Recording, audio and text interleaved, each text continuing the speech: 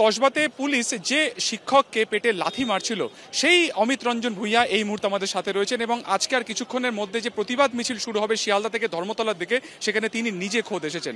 গতকালকে আপনিই ছিলেন, কি হয়েছিল, এমন কি পরিস্থিতি তৈরি হয়েছিল যার জন্য এইভাবে আপনাকে মারা হলো?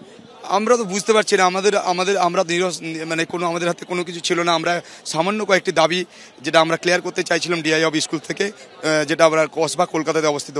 সেখানে আমরা জানতে চাইছিলাম যে যোগ্য অযোগ্য লিস্ট আমাদেরকে দিতে হবে, মিরর ইমেজ দিতে হবে। তার থেকেও সবচেয়ে গুরুত্বপূর্ণ যেটা, যে আমাদের কাছে খবর ছিল যে বিভিন্ন স্কুলে এইচওআই এবং টিআইসির কাছে নির্দেশ গেছে যে 2016 সালের যে শিক্ষক তাদের স্যালারি হোল্ডে রাখার, বাধা দেওয়ার জন্য আমাদেরকে ঢুকতে দিচ্ছিলেন না।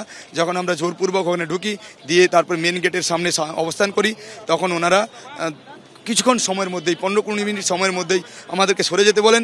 কিন্তু আমরা সরে না গেলে আমাদেরকে যখন তর্কাতর্কি শুরু হয়, তারপরে পুলিশ নির্বিচারে লাঠিচার্জ শুরু করেন এবং তারপরেই আমার ওই লাঠিচার্জও হয়েছে, পায়ে লেগেছে, প্লাস আমার পেছনে লাঠিও মেরেছে, আমার কলার ধরারও চেষ্টা করেছে। আপনার ভিডিও ফুটেজ আছে, দেখে নেবেন। আমাদের মেরে লাঠি ভেঙে দিয়েছে, তার ফুটেজ অনেক জায়গায় রয়েছে। ও প্রভোকেশন করার মতো কোনো পরিস্থিতি ছিল না। আমরা শিক্ষক, আমরা কিছু দাবি দাবা নিয়ে গেছি, কেন প্রভোগ করতে যাব?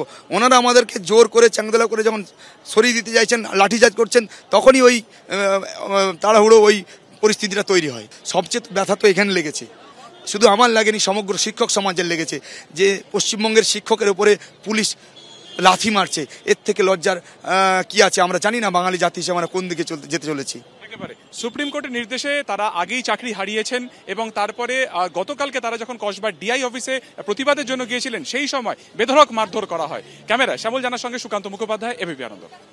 এই যে জটিলতা তৈরি হয়েছে, এখন এতজনের চাকরি গেছে, মানে এটা এসএসসির পক্ষে কি নিরসন করা সম্ভব নয়? আপনি তো এতদিন সম্ভব, কারণ যিনি এখন চেয়ারম্যান আছেন তিনি এই একবার সংবাদ মাধ্যমে বলেছিলেন যে সেপারেট করা যায়, এবং আমার বিশ্বাস অন্তত ডিজিটাল কপি ওনার কাছে আছে। উনি চাপের কাছে চাপটা কাটিয়ে উঠতে পারছেন। উনি এই সরকারের প্রথম কলেজ সার্ভিস কমিশনের চেয়ারম্যান ছিলেন। প্রথমবার যেভাবে রিক্রুটমেন্ট উনি করেছিলেন অধ্যাপকদের, তারপরে ওনাকে চলে যেতে হয়েছিল, সেটা আমি খুব ভালো করে জানি। অত্যন্ত বেদনার সাথে উনি গিয়েছিলেন।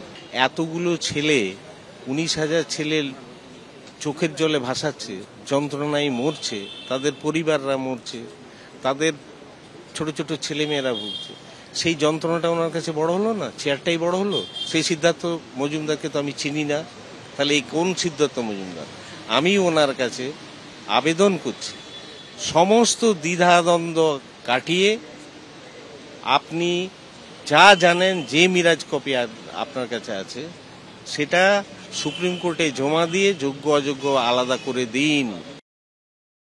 মাস্টারমশাইদের যখন মুখ্যমন্ত্রী বলেছেন স্কুলে যেতে, তারা এই সরকারি দপ্তর দখল করতে বা স্কুল শিক্ষা দপ্তরের অফিস, ডিআই অফিস দখল করতে যাবেন কেন?